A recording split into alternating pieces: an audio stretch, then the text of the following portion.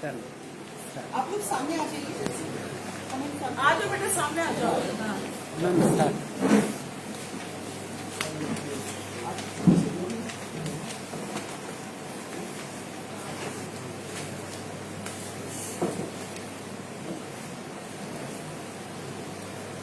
इधर बैठे।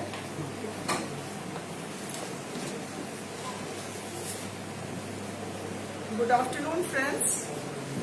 We've all gathered here for the lecture series which is organized by Res Publican Law Society. This is the second lecture in the series.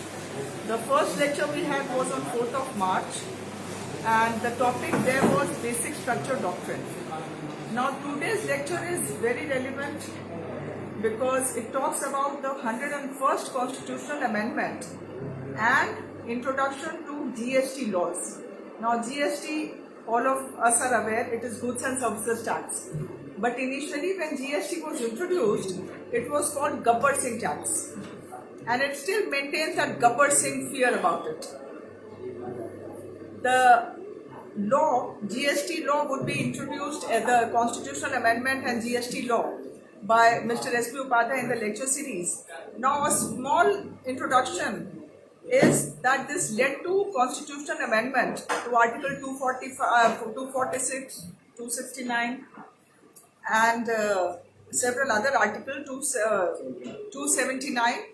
But the touchstone is whether this all has been done within the parameters of Article 368, which is the amending power of the Constitution. This is about the topic. Let me tell you in brief about Res Publican Law Society. We have been in existence for more than 17 years now. So we are 17 years old, and this lecture series would be held on Wednesday afternoon, which would be twice a month unless it's a court vacation or it's a court holiday. So now I would invite Mr. S.P. Upadhyay to deliver his lecture. और sir मैंने सोचा मैं professor साहब से पहले पहुंचूंगा, मैं माफी चाहता हूँ। ये ना सामने बैठो बस स्टूडेंट। ये होता है, अभी तो प्रेसिडेंट बने नहीं है, तब से मैं हाथ मिलाने की कोशिश कर रहा हूँ। आइए आइए आइए, भागे जा भागे जा भागे जा। मैं स्टूडेंट हूँ सर, मैं कैसे दिखा नहीं हूँ, मेरे को पाँच मिनट चाहिए आप। It's Facebook Live. It's maintained. It's a Facebook Live. कोई बात नहीं। Sir.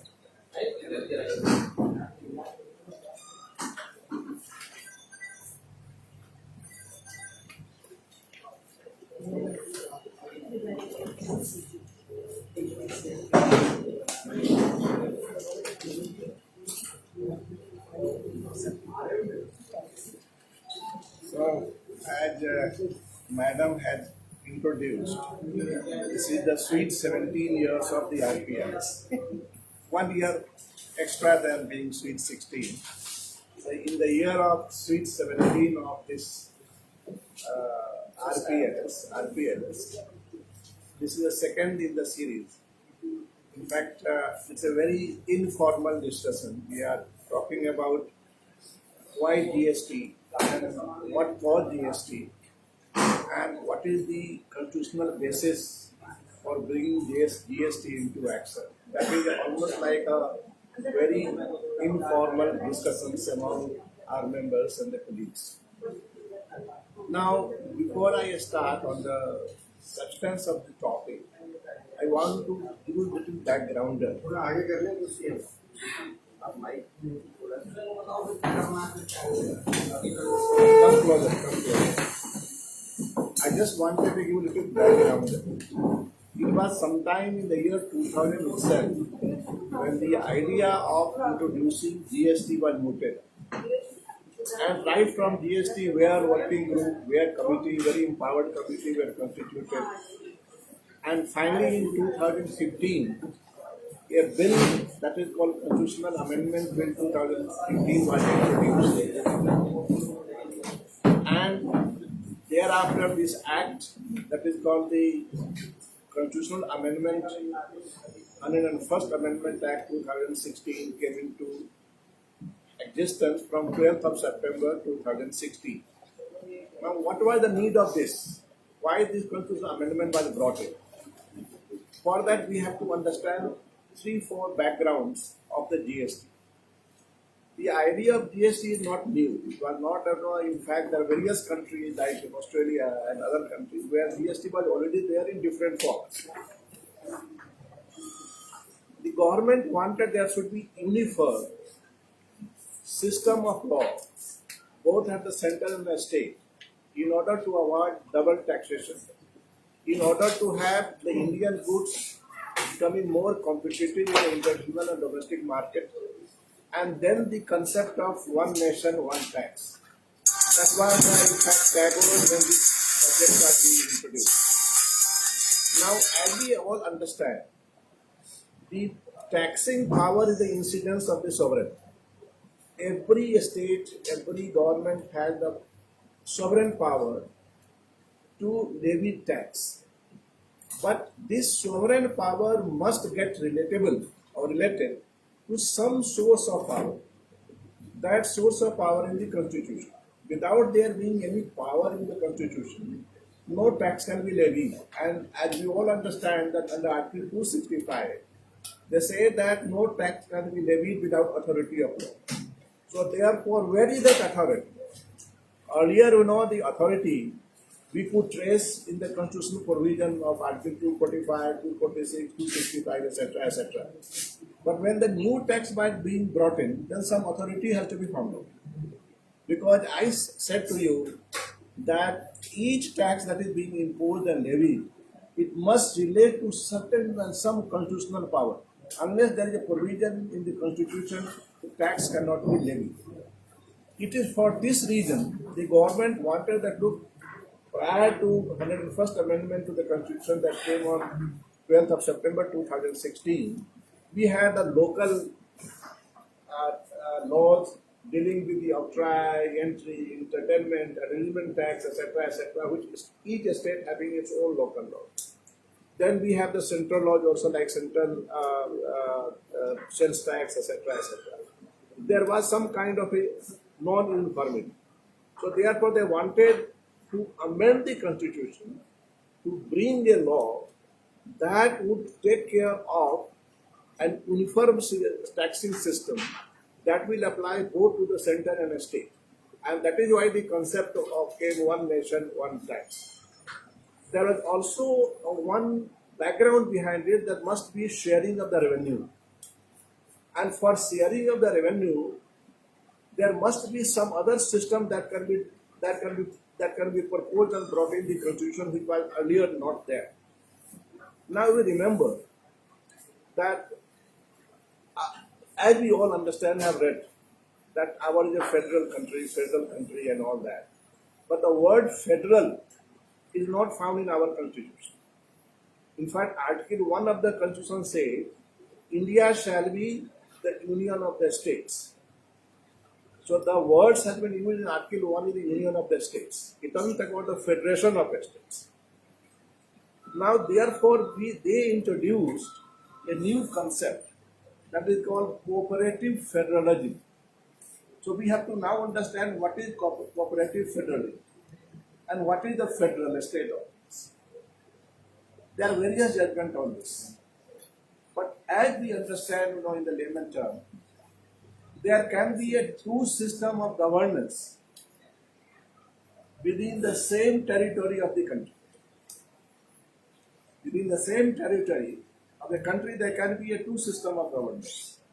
One by the center, other by the state. A state looks after the local affairs. A center looks after the affairs of the entire union of the state that we call India. But there are certain supremacy. Unlike the American country, US, etc., where federalism is absolute, India does not have the absolute federalism. So therefore, the certain power like emergency, etc., defense, railway, etc., has been given only to the central government. The central government has a supremacy, and I understand, in one of the cases, Justice Elect said that we have the amphibian society. Amphibian society, though we have federal, but we are unitary in character. And that complete makes a little difference. Federal and unitary in character. Now that is why they say that look, they started that look, why not we introduce a new concept of cooperative federalism to bring this GST, and that means that the revenue earned by the state as well as the revenue earned by the center, that shall be shared in a one common pool. And from that common pool, or can say that GST fund, we say that revenue shall be distributed proportionately depending upon the shares of revenue a particular raise to different estates. So each estate and center, in fact, contribute to a common fund, and that fund can be utilized for the purpose of development of the country and for various other activities. So a new concept of cooperative federalism also was introduced in this 101st Amendment. Now, having understood this, I just wanted to dwell upon the two other things. The amending powers, and as I said that every tax statute, every tax law must have its source in the Constitution. Now, so far the Constitution concerned, we have Article 245, 246, then we have 7th schedule, we have list 1, 2 and 3 and all that. Article 245, the center has the power, Parliament has the power to make law, with respect to interstate tax, etc., etc. Then under Article 246, subject to certain restrictions, the state has power to make law, etc., etc. Now, after 246, another Article 246 was inserted by this amendment under the First Amendment. So we have Article 246A. Once the Article 246A came, then you know that under the 7th schedule, list 2, the state has got power to make law. List 1, the state has also got to power law. And since the GST was introduced for the first time, there was also a requirement to amend the 7th schedule also, list 1 and list 2. So Article 246A was added after Article 246, and 246A in order to give weight to it, because you know the power flows from Article 246A, but the field of relation is the list. So unless in the legislative field the GST is introduced, then power cannot be exercised properly. So to exercise the power under Article 246A, the 7th schedule, the certain list 1 and 2 were also amended, and certain things were added, certain things were deleted. Apart from that, there is another Article 269A and 279A that were added. I am going to deal with these provisions, because 279 is a most controversial one. That talks about constitution of GST Council and how the apportionment, how the revenue sharing etc. has to take place, and where and how this gets politically affected depending upon who is the power at the center and who is the power at the state level. So that has become the most controversial subject. For example, you know that during Corona time, some of the states were not getting revenue, and as per the law, you know that shortfall has to be made up by the GST Council for the different funds. And GST Council, you know, I will tell you one of the houses constituted when I come to 279A. They said we don't have the money, and the revenue, the finance minister came on the new idea that this is an act of God. So under the force measure of law, so the act of God clause, perhaps GST Council or the 279 may not be given effect to. The question arose, can Article 279A will be written down only on the ground of the, you know, some kind of a vague concept of act of God, etc., etc., not. That issue arose during the Corona time. But apart from that, I am not want to digress to that. Let us now see what 246A has said, what 269A has said, what 279A has said, and what changes were made in list 1 and list 2 of the 7th schedule, right? Now, Article 246A says, notwithstanding anything contained in Article 246 and 254. So, sir, just mark the word, notwithstanding anything contained in 246 and 254. So, this starts with non-obstante clause. That means the 246 overrides to an extent what is provided in 246 and 254.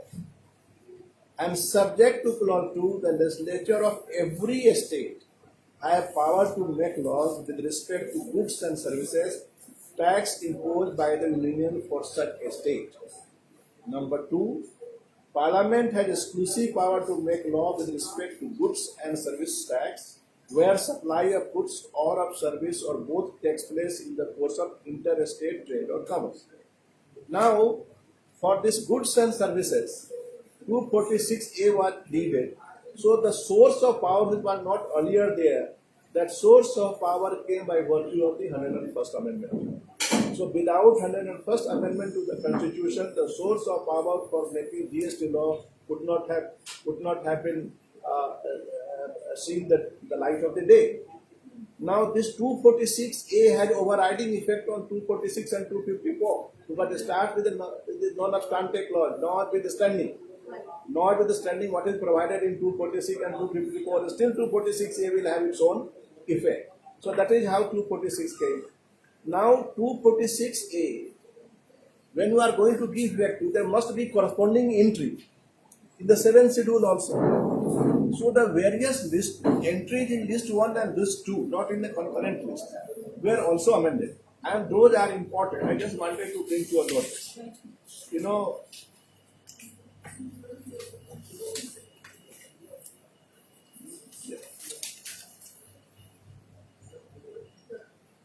the three entries of list 1 were amended. And in fact, two of them were omitted and one of them were substituted. The article entry 92 and 92C, which provided of sales of newspaper and services, that were omitted from list 1 of the 7th schedule.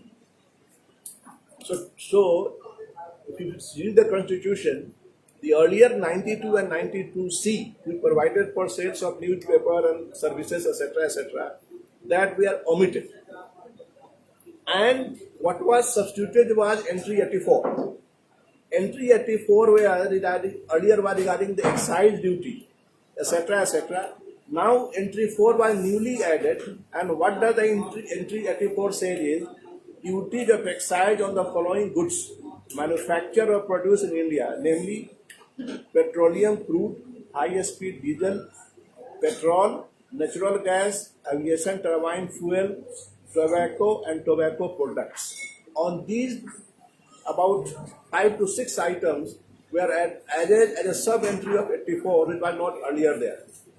Now this empowers the central government to make law, GST, to apply GST whenever they want, even for the petrol and diesel. No, that's why I think that just a few weeks back, you must have read the newspaper. The government is trying with the idea of impose GST also on the diesel and petrol, right? Then list 2, entry 52, which was excise duty except on alcohol, were omitted, completely omitted, and entry 4, which was earlier, that was substituted. And again entry 55, which required a law to be made by the state on advertisement tax, that was also omitted, and entry 62 was substituted. Entry 62 provides taxes on entertainment and amusement to the extent levied and collected by panchayat or municipality or regional council or a district council. Like, if you go to cinema hall, the advertisement tax, entertainment tax, etc. So there was a corresponding amendment in the list 1 and list 2 of the 7th schedule, along with the source of power that is derived from Article 246A. So that was the first thing that was done by virtue of the 101st Amendment to the Constitution to introduce GST. Now there are only 3 articles that are important. Then comes Article 269. Again, after 269, 269A was added. So what is 269 is also important. It says goods and services tax on supplied in course of interstate trade or commerce shall be levied and collected by the Government of India, and such tax shall be apportioned between the Union and the state in the manner as may be provided by Parliament by law on the recommendation of the Goods and Services Tax Council, and for that the import into the country from any other countries can also be treated as an interstate trade and commerce. So this 269A was added. Then comes the 279. This is the most important and controversial clause I said, which has created all the problems. See what happened, that supposing certain states, say like a state of Maharashtra, having lot of revenue from the sales and excise. But supposing a state like Bihar, who does have a less revenue, but once the revenue from the larger state or the more revenue producing state and the less revenue producing state are put in a common fund, and thereafter the amount has to be distributed proportionately, then one state who is generating more revenue may have some objection that this is the revenue that is generated for sales and duties and whatever local taxes from my state.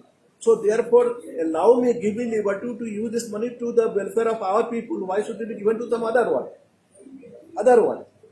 Now, then that means that a state is treating itself as absolutely federal state.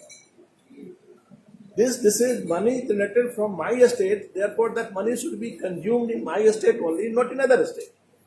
But as I said, a cooperative federalism means that from whatever corners the revenue is coming, that revenue should be utilized for the welfare of the citizens of India. Because we have only one citizenship. Unlike USA, each state does not have its own citizenship. We have only one citizenship.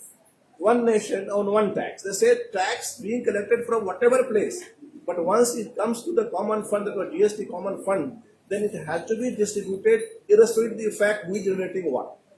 So that is why GST Council etc. came. Now let us understand that what is the composition of GST Council and how the table can be upset.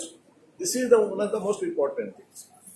The President shall within 60 days from the date of commencement of the Constitution, 101st Amendment, by order constitute a council to be called Goods and Services Tax Council, that is called GST Council, which we have, Now, who can be member of the GST Council is important. Who can be the member of the GST Council? This is a quite high-powered committee or council. The Union Finance Minister is the chairperson. Then the Union Minister of State in charge of Finance are the members. Then the Minister in charge of Finance or Taxation or any other minister nominated by each state is a member. So therefore, supposing we have 30 states, then 30 states, they have their own finance minister, they will be the members.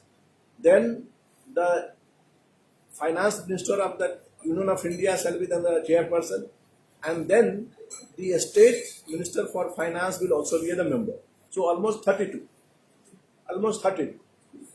Now, what are the functions which are required to be undertaken by the GST Council? I just enumerate. I just read it from the provisions itself. Then I tell you what is the catch in it. It has very first function that it can recommend to the union and the states on the taxes, cesses, surcharge levied by the union, the states, the local body which may be subsumed in the goods and services tax. The goods and services that may be subject to or exempted from the goods and services tax. It will also recommend to make model goods and services tax law, principle of levy upon apportionment of goods and service tax levied on supplies in the course of interstate trade or commerce under Article 269A, and the principle that govern the place of supply, the threshold limit of turnover below which goods and services may be exempted, the rates including floor rates with bands of goods and service tax, any special rate, a special provision with respect to the certain states, any other matter relating to the goods and services as the council may decide. So these are the area of their function. They are a recommending power.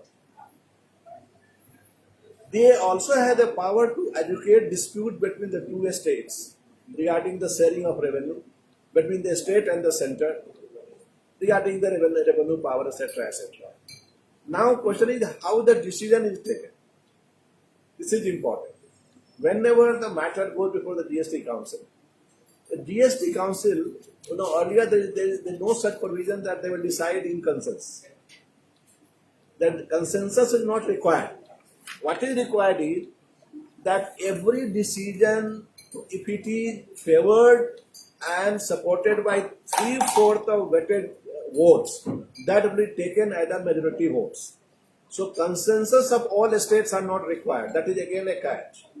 So therefore, supporting a state of Maharashtra objects to that. That no, I am not going to contribute to this fund so that it can help the poorer states.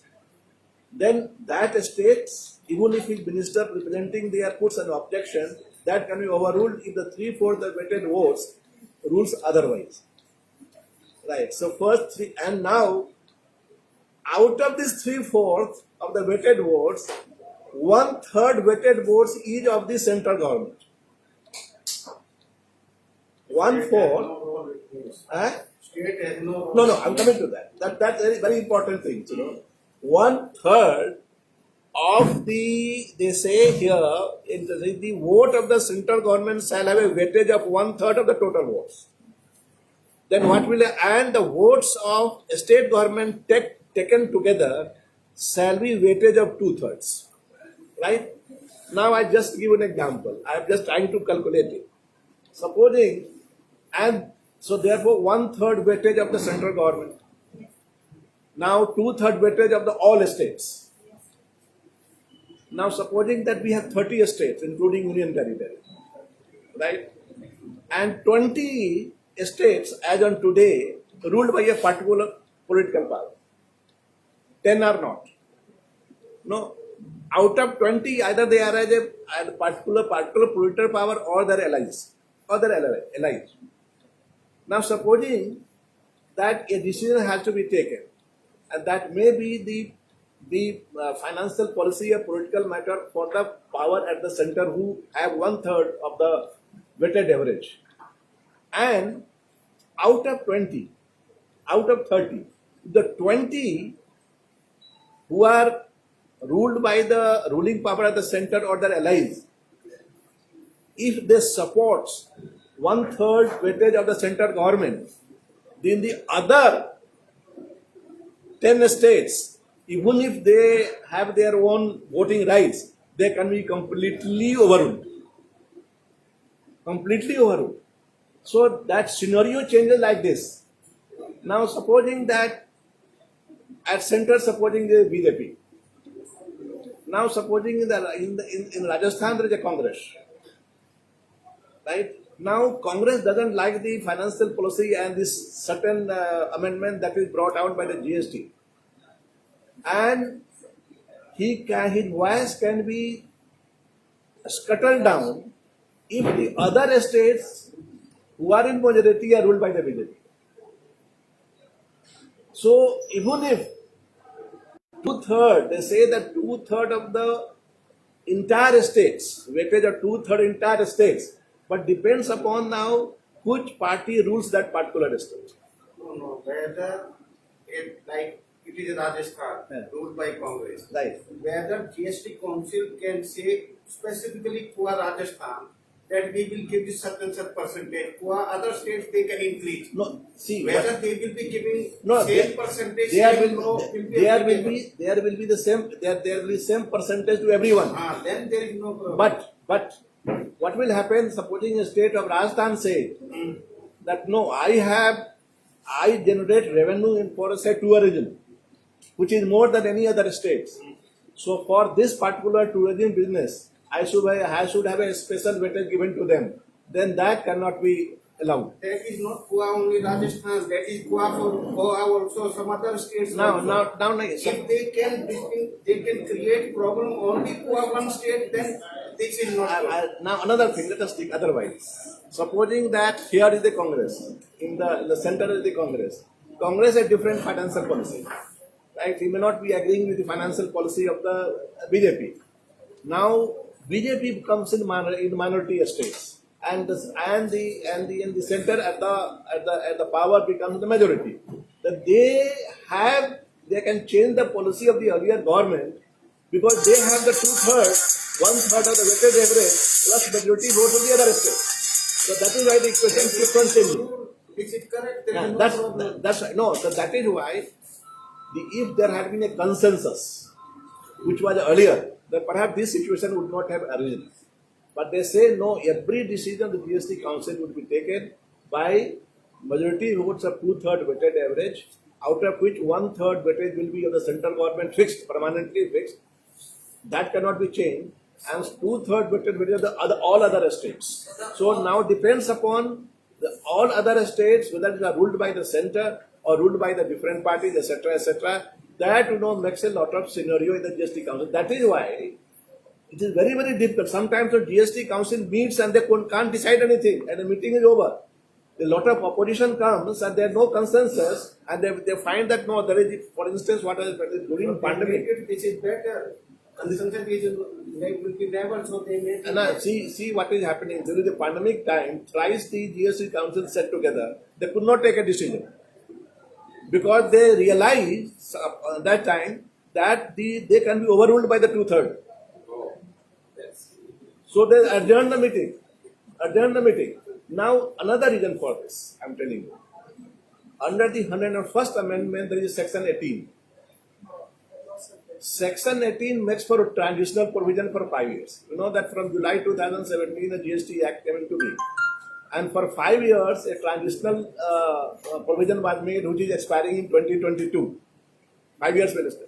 That say that look, for 5 years, in order to make this law uniformly settled for all the states, if any states was having without GST a revenue 100%, but now they are getting only 60% of that, then the shortfall of the revenue shall be compensated by the GST Council. Now what happened that this was made for 5 years only, and that is why a new act came that is called GST Compensation to the State Act 2017. GST Act is different. GST Compensation to the State Act of 2017. This was given effect only for 5 years. Now what is happening, you might have read in the newspaper even yesterday, that the center has not been, or GST has not been able to provide those compensation for the states. Now they are questioning whether after 22, whatever loss they had suffered, whether they will be compensated after 22 or not, unless they extend the time. They will extend. They said, and therefore opinion was sought from the Attorney General. So Attorney General said, yes, let there be an extension of time. But he has said this. They have to extend.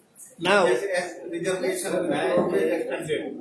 Upadhyay sir मैं छोटी सी गुस्ताखी कर रहा हूँ I may have to wait for VC मेरी एक छोटी सी क्वेरी है you are saying when they are voting participating even the conflicting states are participating yes, they are also participating they have to participate. All are members. Because 2/3 they of, don't refuse they don't read. अच्छा They can, but they will say Two-third of other states, their finance minister is a member of GST Council. now I'm talking of conflicting states both of them are participating Yes, all have to participating. Are having All participating. Only question is whether how to get 2/3 of majority. Because for any recommendation or any policy to be passed by the GST, what is a requirement is that this must be passed by 2/3 of the weighted average of the members of the GST Council, in which 1/3 is a fixed central government, other 2/3 comes from the various states. Each state's finance minister is the member in the GST Council. Whether they're conflicting or not conflicting, they have to be there. They have to be there. So this is, we were discussing about. this measure and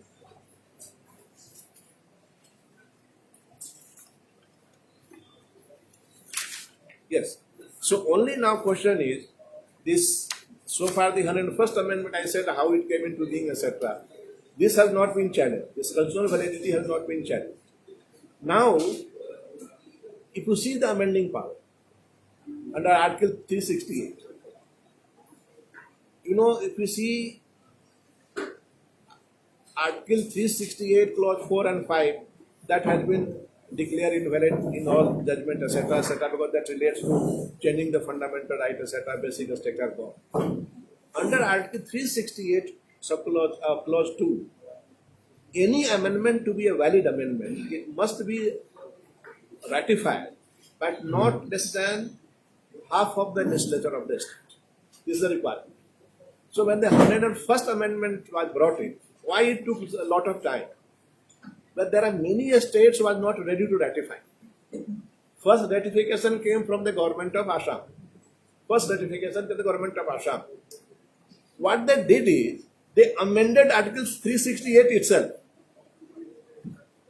They amended Article 368 itself, and under Article 368 Clause 2, there are special provisions are given that if you want any amendment in the seventh schedule of the Constitution, any list of that requires ratifications.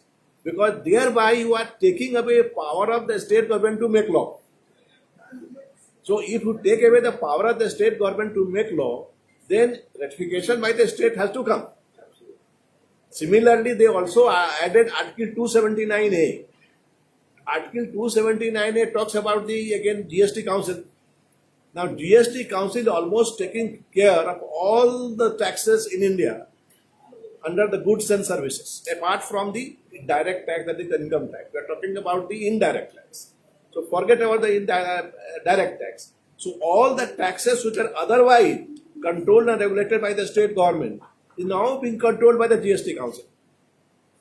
So this was again taking away the power of the state government to make laws. So they brought 279A under Clause 2 of the Article 368, and they said now it has to be got ratification. And it was, though it was voted in 2000 itself, it came into effect from November 2016. But even the ratification delayed it for quite some time, because many of the working committee, many of the empowered committees sat together, many of the ministers, even during Chidambaram time, they were thinking as to whether they should go for the GST law, etc., or not. But finally, this was ratified, and today the 101st Amendment has become a law. It has not been challenged. Article 368 has been ratified. Under Article 368 Clause 2, this law has been ratified, accepted by all states. So today, none of the states can say that I cannot send my minister as a member of the GST Council, because they are part of it. They have ratified it. So therefore, once we see the amending power or taxing power, or we can say the cooperative federalism, or you can say that this was something which was added, say must have its relevance to certain provisions in the Constitution. So we have now the provisions under Article 246A, 269A, 279A. So these are the source of power and the field of legislation under the 7th schedule. List 2 and 1 has been amended accordingly. So that is why GST came into, how GST came into picture, and that is all about 101st Amendment. and the risk nature, which is very interesting. So anything else is all formal discussion. Anyone who would like to add anything more to it, like Mr. Ashok is here, Dr. Anuj is here. I'm rich to get the I don't know even what is the income tax.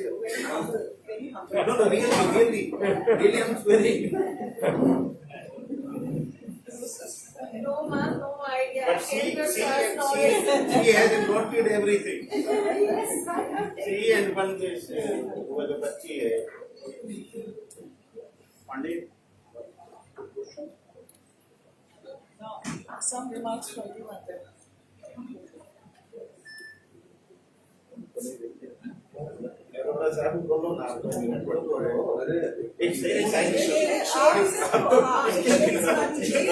रकम इधर को लगाओ जरा mic अरे नहीं मेरी तो hearing pending है, मैं सर को सुनने आया। मैं जब कभी सुनो तो सुनाओ कि लाइफ में अकेला एक तरफा काम नहीं करो। उसके बाद अब कंक्लूड ही नहीं होगा। करो चालू करो। आगे पांडा साहब जाएंगे तो नहीं होगा। साइड में कभी नहीं सुनाते, स्ट्रेट लगाओ। वो कंक्लूड ही नहीं हो पाएगा। सीधा सीधा। सर चलिए मैं ना आपको एक रियल लाइफ शेयर सुना देता हूँ। हाँ ये real life incident.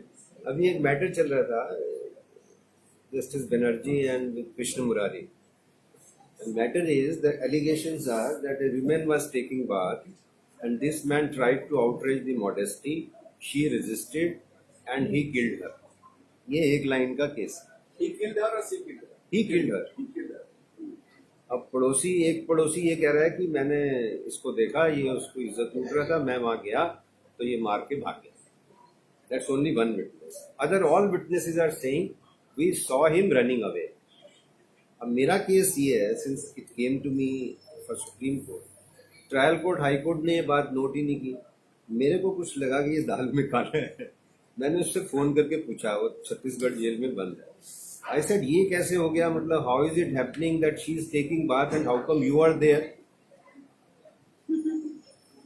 It's a valid point. No court took note of this.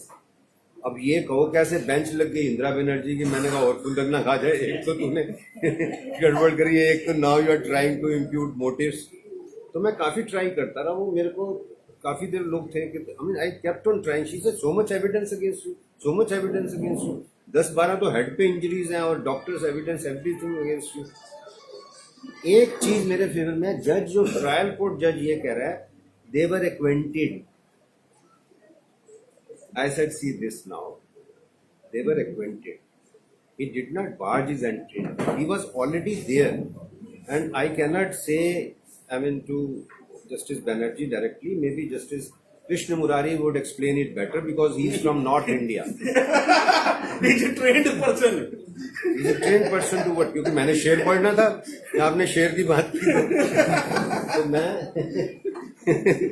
पांडा साहब आप आ जाइए, एक लाइन की बात में फिर से रिपीट करूं। एलिगेशन ये है केस इंदिरा बनर्जी और मुरारी का, एक लाइन, खाली एक लाइन बता रहा हूँ। एलिगेशन ये है कि the women was taking bath, women was he wants to know the name. That is the नहीं चलने दो, इसे केस है, ऑफिशियल केस है, इसे केस चलने दो। हाँ ऑफिशियल केस है तो चलने दो, नहीं कोई बात, बंद कर दो ये वाला टेलीकास्ट हो ऑफिशियल केस है तो